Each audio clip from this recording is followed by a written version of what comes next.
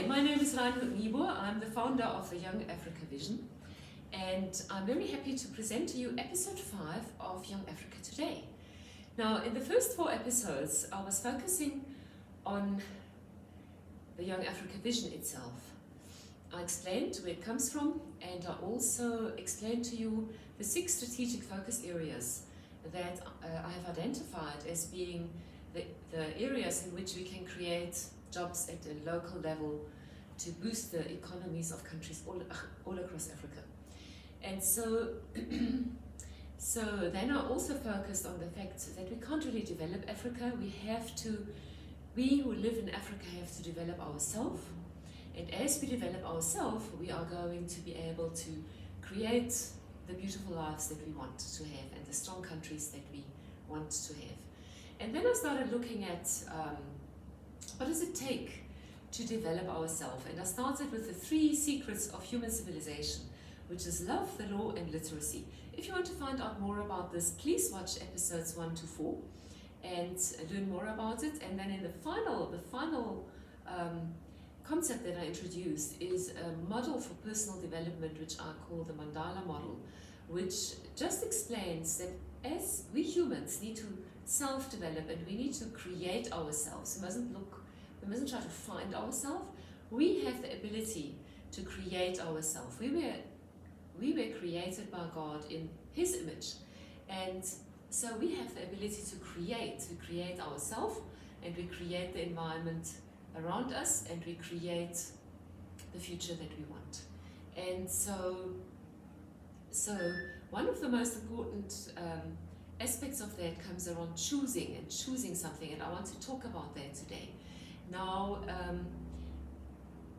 I'm going to talk about one particular question today, and that is how to create prosperity across Africa. Now, I have spent a lot of years doing research and thinking and praying about how are we going to help Africa overcome poverty. And this is actually exactly what we need to do. Is I've learned also that in life it's often very difficult to answer a question that is a positive question, how to create prosperity across Africa. It's very difficult to get to the crux of the matter because often there are so many answers that you get confused and you don't know where to start. And so I have realized that sometimes it's much better to ask something in a negative way, meaning, what's the problem? Where's the pain? Where's the issue? Because once you understand where's the real pain, then you can find the real cause of the pain. And then you can find the real solution. And so this is something that I have prayed about and thought about for many years.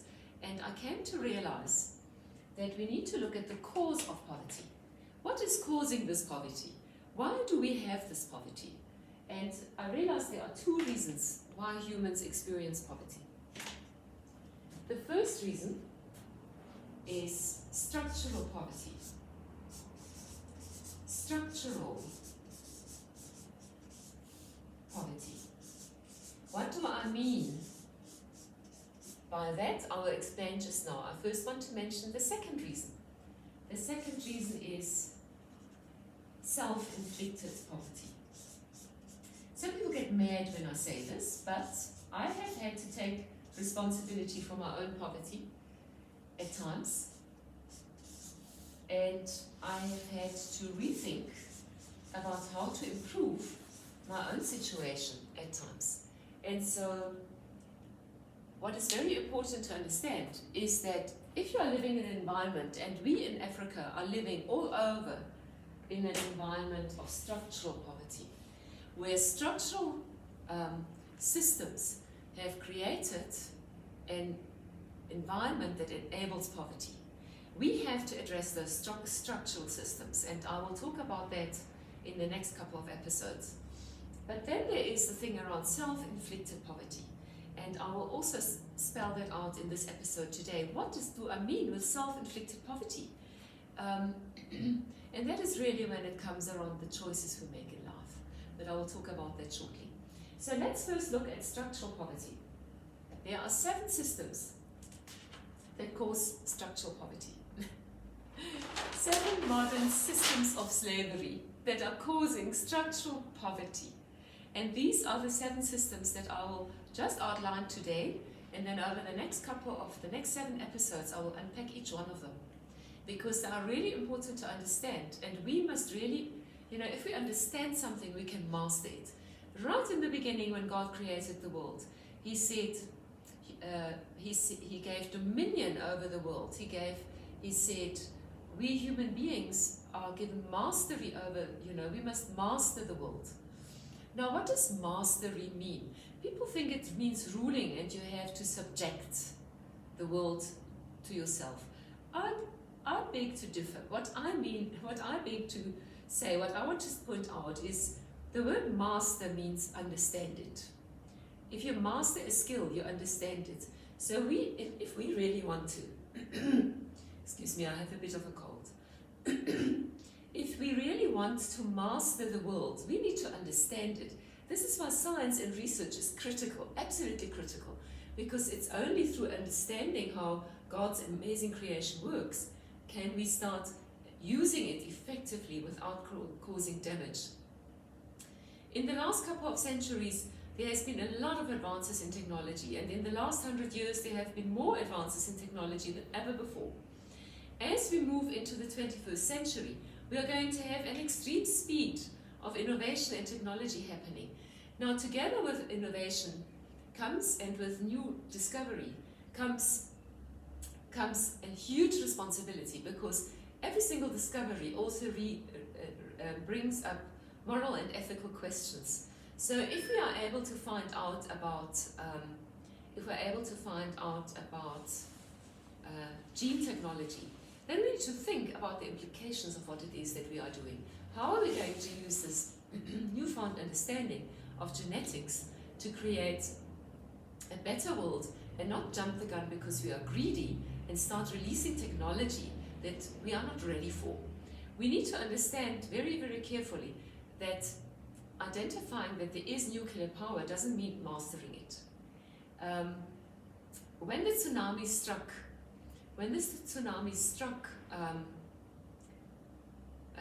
Japan a couple of years ago, the greatest concern was the nuclear power station that was being affected, and the fallout from that nuclear power station that nobody knew how to manage. And this just highlighted for me in such an incredible way that when we design new technology, or when we develop new technology, or when we discover new technology, we need to understand the ethical implications of it, and we also need to understand the impact of it. We need to master it fully before we start unleashing it on the world. And so that is one of the critical things that we need to understand, is that we humans have been created by God in His image, so we can create ourselves and we can create our lives. But in doing so, we need to understand, meaning we need to master the knowledge that is available, so that we can best evolve ourselves into a better human being that can create a better future, not just for us, but for our families, for our communities, for our countries, and then for our continent, and ultimately for the world at large. The last century, I think humans have created more damage than done good. And we are sitting with a huge challenge of environmental impact that humans have done through wasteful thinking, through greed, through unconscious consumerist behavior. In a future episode, I will talk about a counterculture, choosing a life that's counterculture, because our culture at the moment is causing immense damage to humans, to relationships, and to the environment.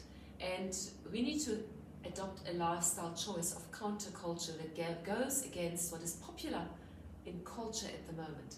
And in that way, we can shift things again back into a healthy balance. Now, let me go back to this question. What is this question? Number one, what is structural poverty? What causes structural poverty?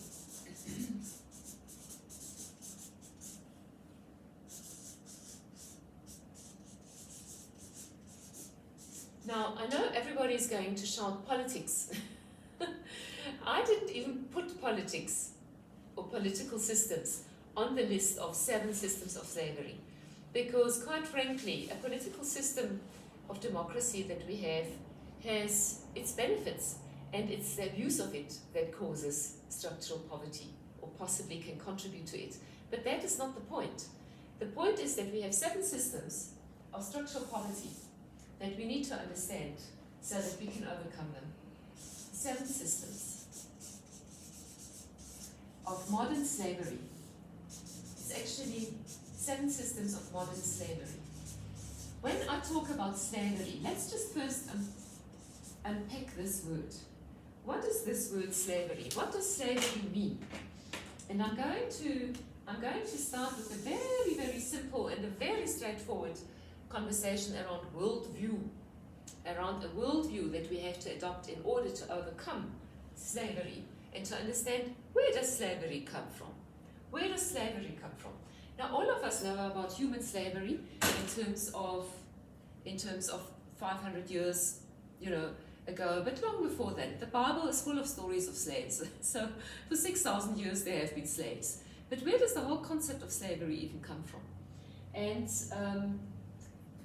But now we are sitting with slavery, systems of slavery that are in a way modern, but many of them are actually just continuation of years of slavery that has been continuing in areas where people have turned their back on God's words and have turned their back on God.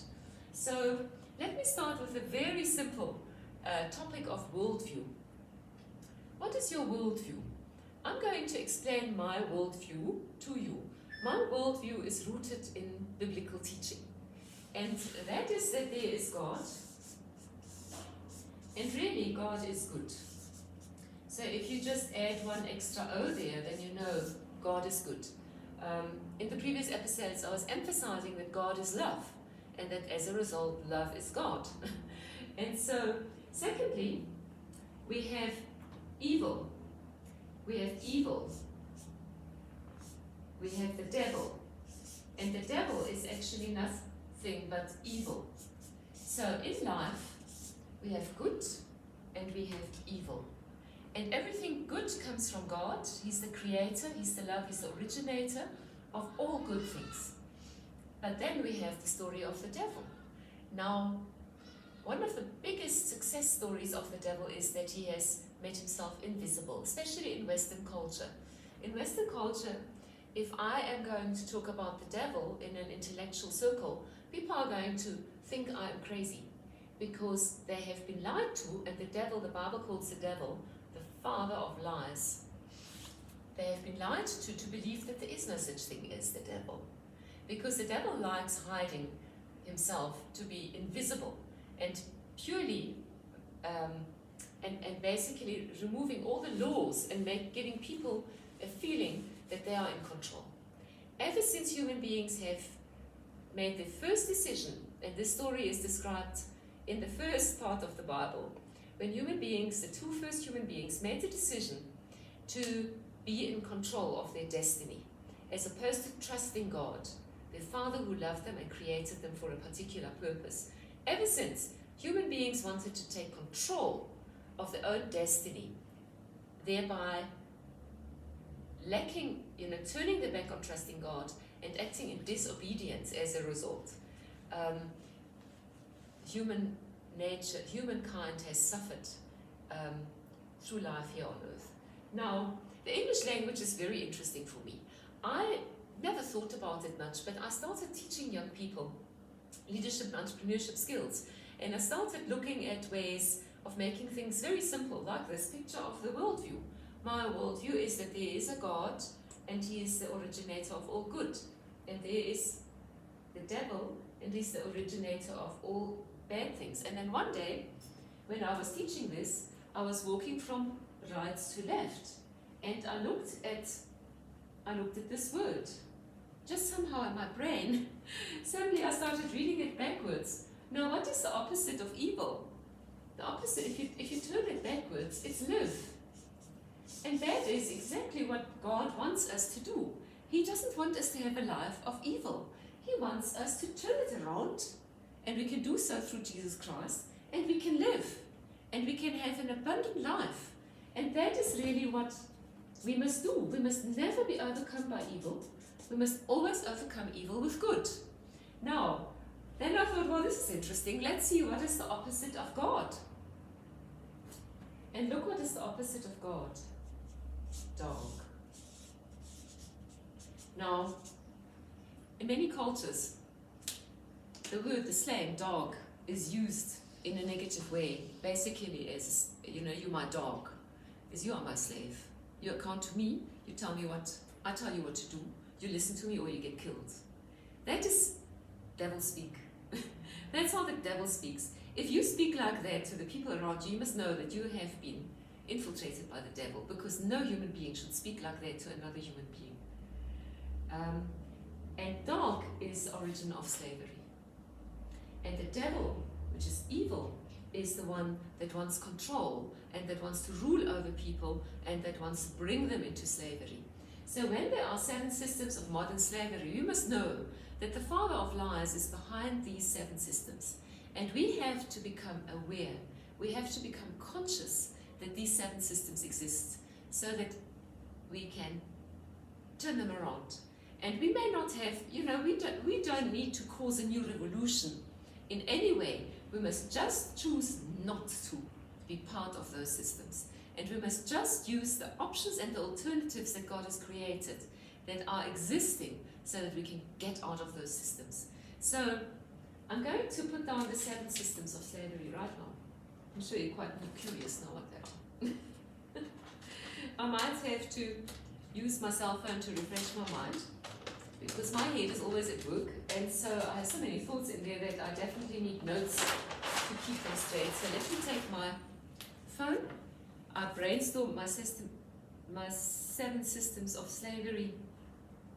Again, a lot of the stuff I have written down in different pieces and notebooks, but I have not formally written anything about it, and I am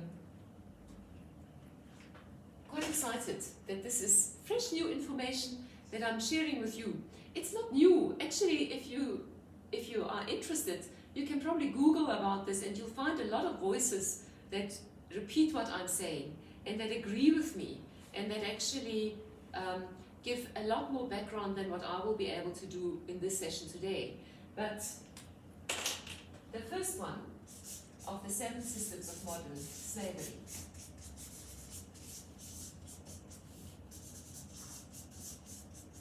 And like I say, many of these have actually been around for as long as humankind exists. Some of them may be more prevalent now in our day and age because they were not available or they were not developed in this way in the past. So as I'm writing these down, I want you to be honest with yourself and to ask yourself this question: am I a slave? Am I a slave? It's not a nice question to ask, but it's a critical question, because if we want to overcome poverty and if we want to overcome the systems of poverty, then we need to start with ourselves. Mahatma Gandhi, who had a very, very critical influence on how to resist evil systems 100 years ago, was really saying, be the change you want to see in the world. And so I'm absolutely teaching that. And I've learned it for myself, is that we must be the change. If we want to see things change, then we must be the first one that does it. And that we must be the first one. We mustn't criticize and say, oh, it's such a pity that these things are happening. Just think, what am I doing to contribute to it? And what can I do to prevent it? So, number 1, the first one is the slavery of lack of self-confidence. This is one of the devil's absolute prides and joy. Slavery is lack of self-confidence. Why do we have a lack of self-confidence as human beings? This is not God's plan at all. He never designed us to have no confidence and to have a lack of self-confidence. Every single aspect of lack of self-confidence is as a result of you not understanding your identity. What is your identity? Your identity is to be found in Jesus Christ. Your identity is restoration of your relationship of being a child of the creator of heaven and earth. You are supposed to be a royal prince and a royal princess, or a royal princess. You are supposed to consider yourself as royalty because you have a father who is the King Most High. And if you understand that, you cannot have any ounce of self-confidence, lack of self-confidence, because you know you have no fear. You have all the resources that you need. You don't have to be worried about where your next meal is going to come from, because you know Daddy in heaven is going to look after you. And he's going to bring people into your life, opportunities into your life, and open doors for you. All you have to do is keep walking in faith. You just can't sit still. You can't lie in bed putting the blanket over your head and think that God must help you. He will even help you when you do that. We have a number of stories in the Bible of prophets sitting in the desert feeling hungry and miserable and just wanting to die. That's not the job. God will then bring, with one prophet he had to fly some birds who brought him some meat and bread so he could eat. God will find unique ways of helping you out of your situation. But you must understand that, quite frankly, trust God. Accept salvation through Jesus Christ. Restore your relationship to your Father in heaven. And then your self-confidence disappears. It disappears overnight. Why? Because the only reason it's there in the first place is because you fell for a lie of the devil, saying you are on your own. You come from, originally you were nothing. Human beings were nothing but an explosion of a big dark hole. Big bang explosion. So some chemicals found themselves together miraculously and turned into cells, and then they started evolving. So ultimately your ancestor is an amoeba. It's crazy. That's not true. That's an absolute lie. Where's your self-confidence in saying, I derive from a monkey at some point in my life? No. You were made as the crown of creation. You were created as somebody who can learn to master the earth and to master your destiny and to create it. So the first one is the lack of self-confidence. I spoke a little too long about it. I just wanted to list the 7 systems today. But I just get so passionate about this because this is at the root of so much evil in our life. People do stupid things because they have lack of self-confidence. And they have lack of self-confidence because they don't understand that they are supposed to be children of the King Most High. Secondly, is a slavery of false beliefs. Slavery of false beliefs. I will just mention one false belief that we have. We have a false belief that we live in an economy of scarcity. This is a false belief. Biblically speaking, God made the world perfect. We live in an economy of abundance. The problem is we don't master earth properly. We abuse it, we use it badly, and then we think, oh, no, there's not enough of this and there's not enough of that. No, there's enough of everything. This is another saying from Gandhi. He had some great sayings. There is enough for everyone's need, but never enough for anyone's greed. If there are greedy people, if you're greedy, you're never going to have enough. But if we just make sure that everybody has what they need, we can live in abundance. There's absolutely no need for greed. So just think about whether you are a slave to the belief of needing to be greedy, or whether you are a slave of a belief that's been taught at university level about an economy of scarcity. That's a false belief. Lots of false beliefs. I can't wait to do that episode. Number 3, slavery of addiction. Oh, the devil loves this one. He loves it because he knows if he can get you addicted to one thing, you're his slave for life. You are his slave for life. He doesn't have to worry about you anymore because you have basically chosen to become his dog. Because you have chosen to allow yourself to be addicted to something. There are many forms of addiction. Sugar is just one of them. I'm just going to talk about addiction in another episode and unpack it so that you can get out of that addiction and be a master of your own destiny. and not the dog of the devil. It makes me really angry. I hope you can see that I'm angry. Number 4, sexual slavery. This is another one that the devil has used forever. Sexual slavery. Letting your sexual desires determine your actions. Sex, as I said in a previous episode, is a wonderful gift from God for a married husband and wife to enjoy and to strengthen their relationship and to build a strong, happy family. But the devil likes to use sex as a way, or as I call it, as a weapon of, you've heard of the weapons of mass destruction. They've got committees in the EU about these weapons of mass destruction. Quite frankly, the devil uses sex as a weapon of mass destruction. He uses it as a weapon of mass destruction. And the irony of it is, he uses it as a WOSD, because you do all the work yourself, so it's a weapon of self-destruction. You use it as a weapon of self-destruction. Don't let the devil tempt you to use your sexual gift as a weapon of self-destruction. And because it happens to so many people, it ultimately becomes a weapon of mass destruction. Are you a slave of sex? And actually the sexual addiction and sex often also go hand in hand. Then we have, and this is something that is possibly happening on a greater scale in our time than ever before, and that is the entertainment slavery. Entertainment slavery. The devil doesn't want you to think. He wants you to entertain yourself to death. He wants you to come home, to open the beer, so that you can get addicted, and then you are too tired to do anything else. So he wants you to sit in front of the TV and watch that soccer, or watch that soapy, watch other people making money. He wants you to do that because he doesn't want you to fulfill your potential. Because if you fulfill your potential, you are going to understand, hang on, this father of lies has been lying to me my whole life.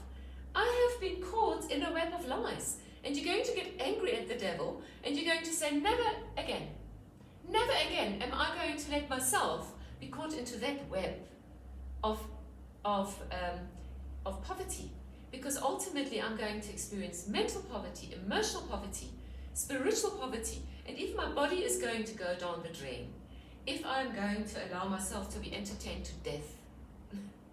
So, thinking that life is about seeking entertainment, about immediate gratification, that is a terribly empty life.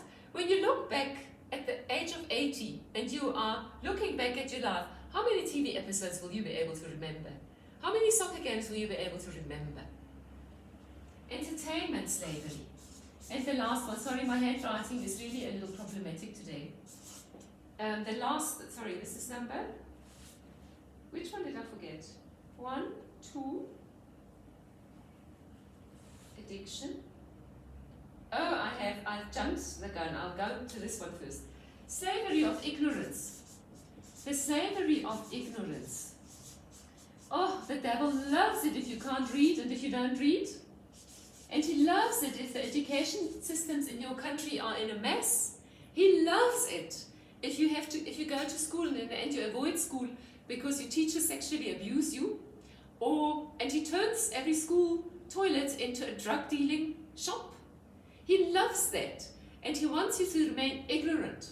Why? Because if you are going to know too much, you're going to be more difficult to convince. Then he will start using the lie that the devil doesn't exist, he doesn't exist, and you'll fall for that lie. But quite frankly, you need to become spiritually intelligent, and you need to become spiritually literate, so that you are not caught into the slavery of ignorance. And I'll write number 7 here. Number 7 is financial slavery. Financial slavery. I am looking forward to that episode of how to unpack the financial systems that are causing slavery. And I can just mention one I'll just mention one very silly, very innocent little system of slavery. That account at your favorite clothing store, that account that you could open and they said you will get 800 Rand or 1,000 Rand free gift voucher. Open your account today. Why are they happy to give you that 1,000 Rand? Why are they happy? Because they know you won't be able to resist to start buying things on account. Because in that way, these shops that offer these accounts are going to make you their slave.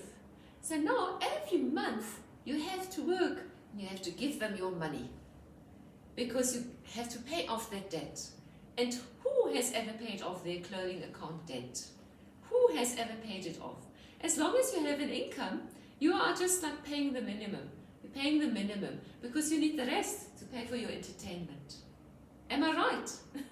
Oh no, you say, I have children, I have to feed them.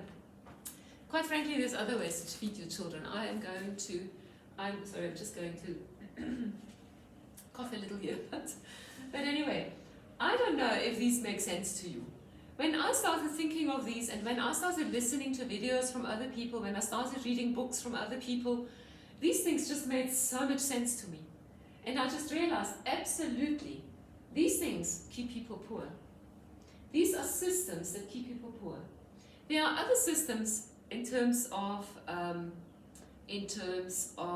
structural poverty that I believe we always need to be aware about. And yes, there is the story of government and colonization and apartheid and all these horrible things that happened in the past. They absolutely contributed to systems that that make it difficult for people to get out of a position of poverty into a position of prosperity. But they're over. There are still certain financial slavery systems in play. There are still certain heritage from colonialization in Africa, and empire thinking that is going on in the world, and we need to be very aware of these things so that we as Africans do not fall for the old tricks, and that we actually just restore the relationships. We need to restore relationships into a balance. We are not worse than other countries. We are worth as much. We should not be paid less for the work that we do than somebody in a successful, economically sound country. We should not clean somebody's house because it's the only job we can get. We are worth more. You are a princess of the God Most High. You can absolutely serve other people by providing a cleaning service with pride.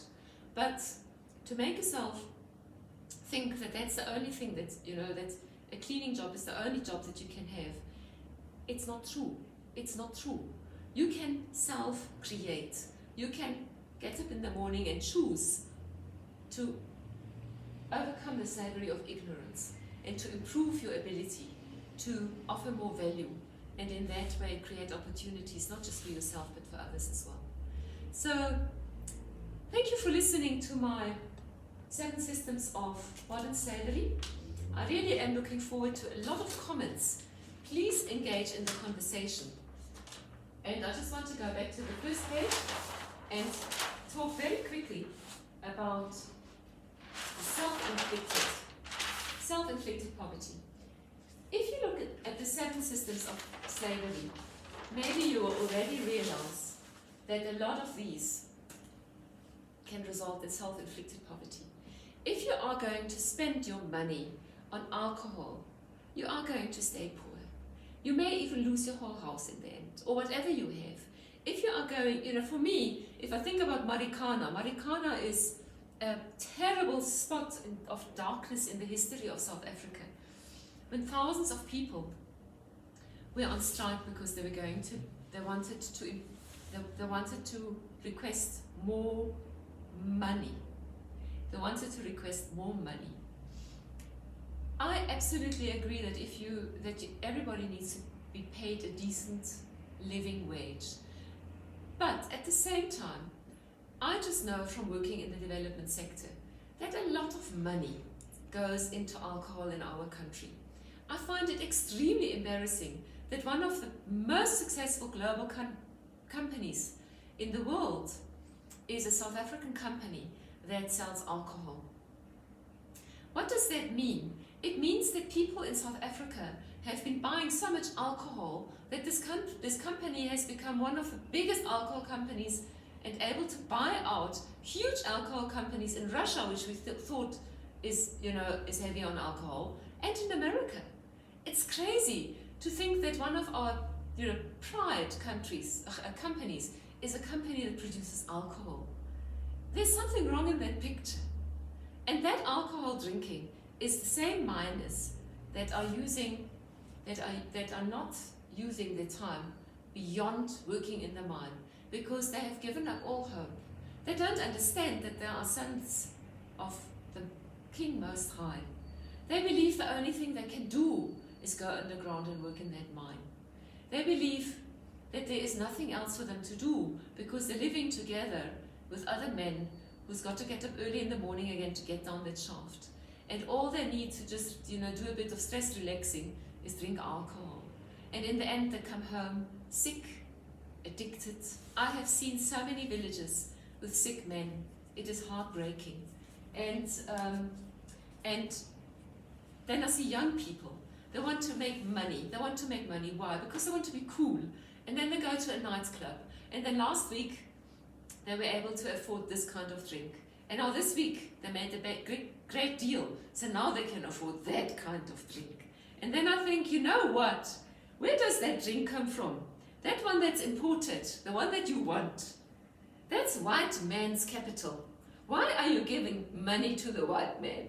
I'm sorry that I'm asking this, but if you want to be racist, and I'm certainly not racist, I can't tell you how irritated I am with racist thinking, because that's actually one of the systems of slavery that the devil institutes, is this thing about color, and that we are all, that we are like, one person is whatever different from another. Anyway, whom are you giving your hard-earned money to? Whom are you giving your hard-earned money to? On the one hand, you want to tweet and Twitter the whole time about WMC. But then, at the end of the day, you go to a bar and you buy money. You buy alcohol and you put money into that WMC's pocket. How stupid can you be? I'm sorry, really. No human being is made stupid. But we all can act stupidly sometimes. And I'm here to wake you up and say, wake up, be woke, understand what's going on, don't be a slave. Thank you for listening to this episode.